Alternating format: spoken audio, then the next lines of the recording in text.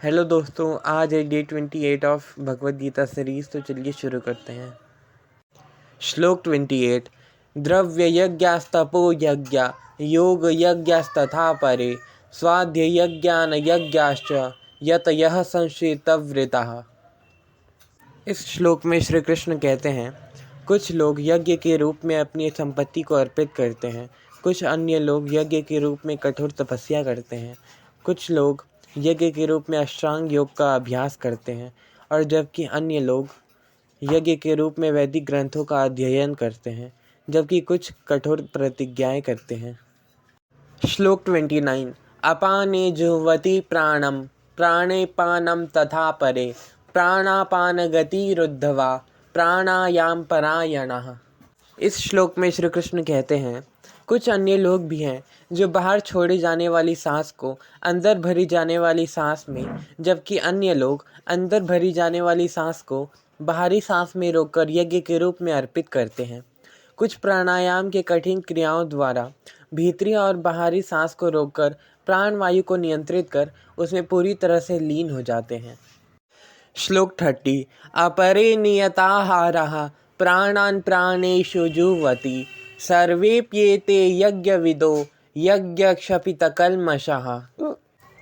इस श्लोक में श्री कृष्ण कहते हैं, कुछ योगी अपने भोजन को कम करके सांस को यज्ञ के रूप में प्राण शक्ति में अर्पित कर देते हैं। सब प्रकार की यज्ञों को संपन्न करने के परिणाम स्वरूप साधक स्वयं को शुद्ध करते हैं। श्लोक 31। यज्ञशिष्टामृत भुजो यान्ति ब्रह्म सनातनम नायम लोकोस्त्य यज्ञस्य कुतोन्यः कुरु सत्तम। इस श्लोक में श्री कृष्ण कहते हैं, इन यज्ञों का रहस्य जानने वाले और इनका अनुष्ठान करने वाले इन यज्ञों की मदद से परम सत्य की ओर बढ़ते हैं।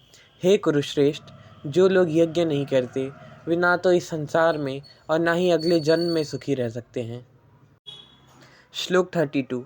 एवं बहुविधा यज्ञा वितता ब्रह्मणो मुखे कर्मजान विद्धि तान् सर्वान् एवं ज्ञात्वा विमोक्ष्यसे।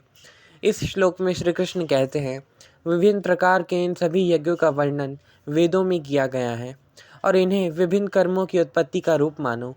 यह ज्ञान तुम्हें माया के बंधन से मुक्त करेगा पार्थ। श्लोक 33। श्रेयान् द्रव्यमयाद्यज्ञाज ज्ञान यज्ञ परन्तप सर्वं कर्माखिलं पार्थ ज्ञाने परिसमाप्यते। इस श्लोक में श्री कृष्ण कहते हैं, हे शत्रुओं के दमन करता, ज्ञान युक्त होकर किया गया यज्ञ किसी प्रकार के भौतिक यज्ञ से श्रेष्ठ होता है। हे पार्थ, सभी यज्ञों का झुकाव दिव्य ज्ञान में ही होता है। श्लोक 34। तद्विद्धि प्रणिपातेन परिप्रश्नेन सेवया उपदेक्ष्यन्ति ते ज्ञानम ज्ञानिनस्तत्त्वदर्शिनः। इस श्लोक में श्री कृष्ण कहते हैं, आध्यात्मिक गुरु के पास जाकर सत्य को जानो, विनम्र होकर उनसे ज्ञान प्राप्त करने की जिज्ञासा प्रकट करते हुए उनसे ज्ञान प्राप्त करो और उनकी सेवा करो। ऐसा सिद्ध संत तुम्हें दिव्य ज्ञान प्रदान कर सकता है, क्योंकि वह परम सत्य की अनुभूति कर चुका है। तो दोस्तों, हमारे आज के 7 श्लोक यहीं पर समाप्त होते हैं और हमने डे 28 भी कंप्लीट कर लिया है। Thank you.